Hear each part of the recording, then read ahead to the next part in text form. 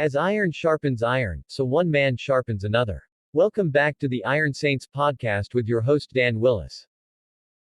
Welcome back, Saints. It's a new day, and we are back at it, continuing our walk through Luke. We did blessings and woes, Beatitudes yesterday. Thrilled to see how well that was received.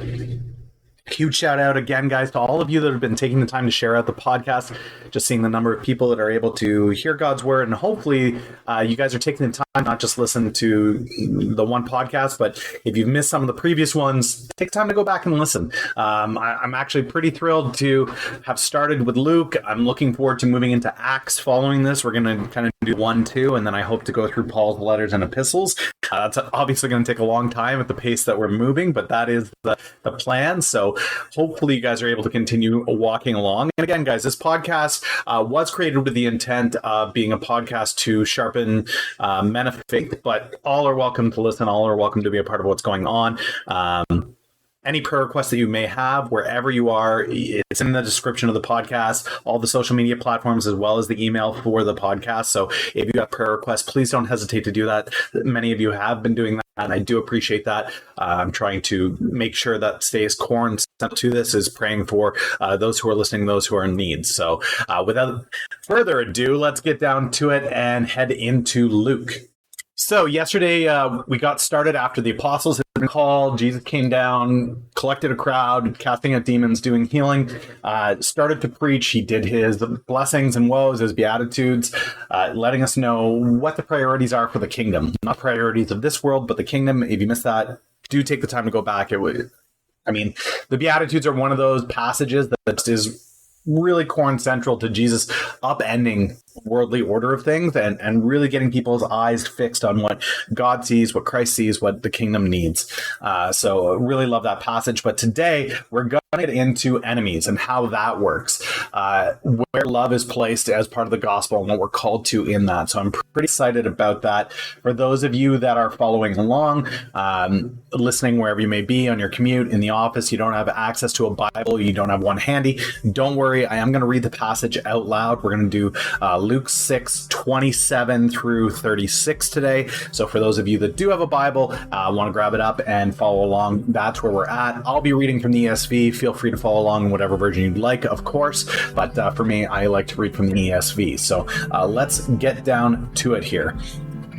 But I say to you who hear, love your enemies, do good to those who hate you, bless those who curse you, pray for those who abuse you.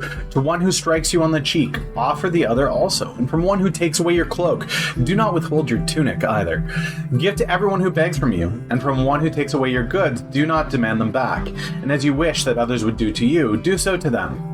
If you love those who love you, what benefit is that to you? For even sinners love those who love them. And if you do good to those who do good to you, what benefit is that to you? For even sinners do the same. And if you lend to those from whom you expect to receive, what credit is that to you? Even sinners lend to sinners to get back the same amount. But love your enemies, do good and lend, expecting nothing in return, and your reward will be great. You'll be sons of the Most High, for he is kind to the ungrateful and the evil. Be merciful, even as your Father is merciful.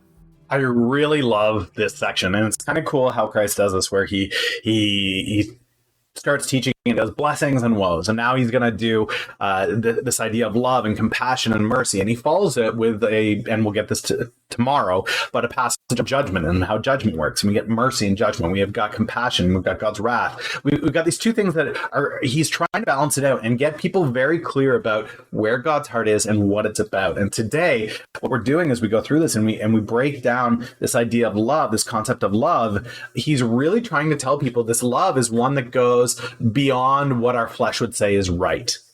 And this one is really hard to do, especially in a day and age where, especially in North America, we're heading into election season in the States. There's a lot of animosity between left and right. It seems like the media is constantly portraying somebody who's your enemy. You need to hate this person for one reason or another. And obviously for their purposes, that's really well and good. The more that they're able to create that animosity and that combative nature against people that are next door to you, it makes it easier for them to gain traction and to create a whole lot of news about every single event. Something something happens and you got to stoke the fire between two different groups to get them angry about it so that people are talking about it so that you become relevant. Unfortunately, that's not what God is calling for here.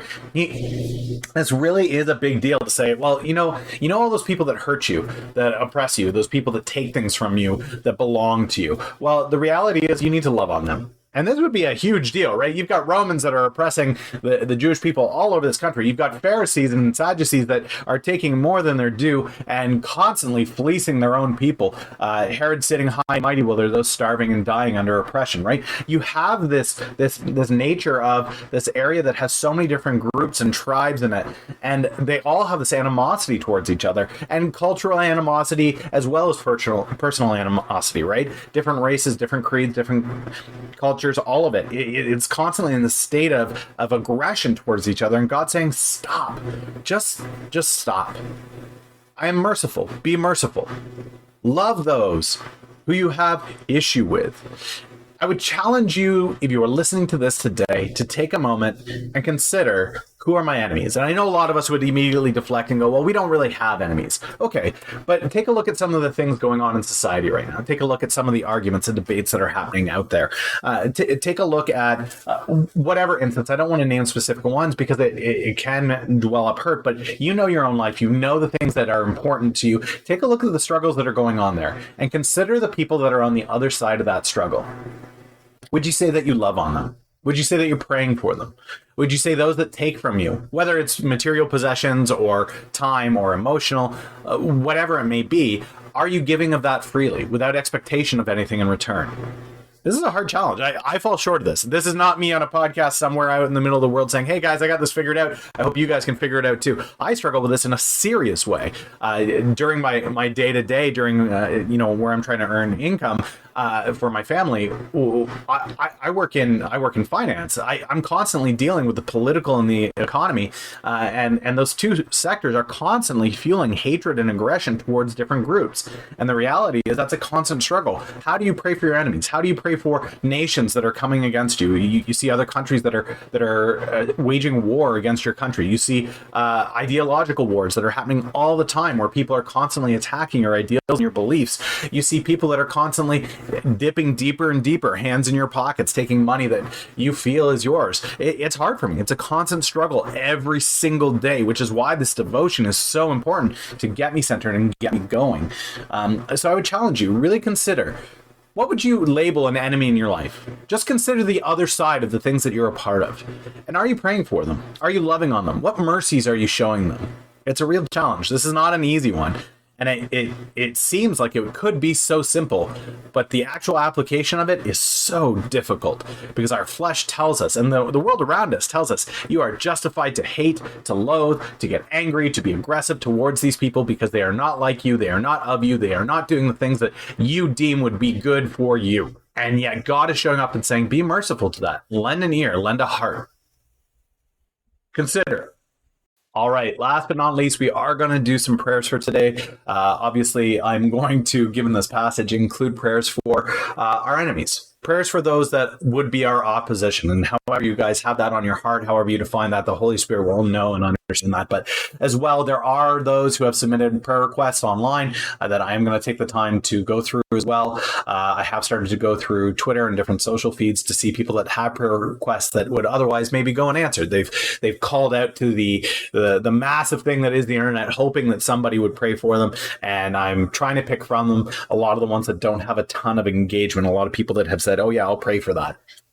So hopefully you guys can lift up those prayers as well. If you're looking to pray for people by name and kind of remember what that is, that will be in the description of the podcast as well. So that's there for you. A few of those people have just given their first name, which is fine. That I understand that completely for anonymous reasons. That's there. But for others, the full name is there as they put that request out publicly. So let's get down to it. Lord, thank you for your merciful nature, your love.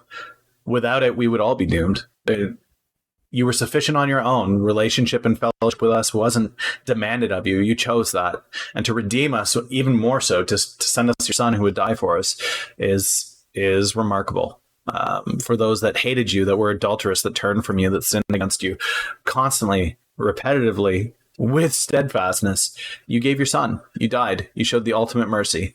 You gave with expectation of nothing in return, and that's the good grace that we have. That's the gospel we have. And I pray that each of us in our own walks, Lord, would be able to examine who our enemies might be.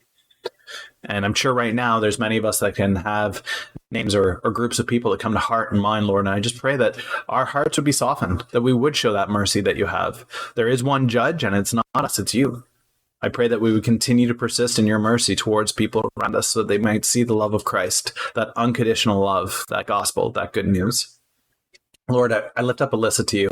Continue praise for the healing that you have done, and we want to continue praying for her daughter as she continues the journey to being fully healed, Lord. We're going to continue to lift her up in prayer until Alyssa is able to give us the all clear that she's come through. Lord, I lift up Eric Hope to you.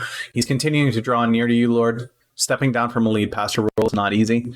That's a lot of responsibility and commitment that you take on when you take that role. And so to be able to show humility and to step down from that role and say, I need to take the time to draw near to God if I'm going to be in this role effectively and efficiently.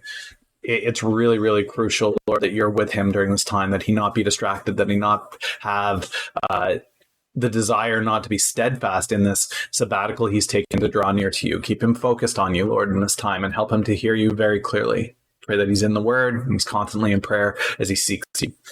Lord, I lift up Sarah Geringer to you.